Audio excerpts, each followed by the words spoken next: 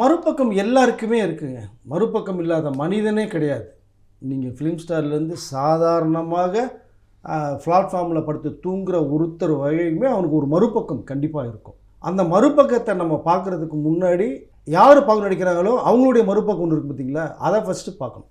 நம்ம முதுகை நம்ம பார்க்கணும். அப்புறம் தான் அடுத்த முதுகை பார்த்து 1000 நம்ம குறை சொல்லலாம். அவருக்குன்னு சில வழிமுறைகள்லாம் வச்சுருந்தார் எம்கேடி. அன்றையிலேருந்து இன்றைக்கு வரைக்குமே பார்த்தீங்கன்னா எல்லாருக்குமே ஒரு மறுபக்கம் நடிகர்களுக்கு இருக்குது. நம்ம அதுக்குள்ளே நம்ம போக முடியாது. ஒருத்தர் மேலே இருக்கிற அபிப்பிராயம் கெட்டு போய்டும். உங்களுக்கு நீங்கள் பெரிய ட்ரீமாக நடிச்சிட்டு இருப்பீங்க, இவர் தாண்டா கடவுள், இவர் தாண்டா ஒரு மாஸ் அப்படின்னு நீங்கள் நினைக்கிறவருடைய மறுபக்கத்தை நீங்கள் பார்த்தீங்கன்னா யாராக இருந்தாலுமே அது வந்து வேறு மாதிரி இருக்கும்.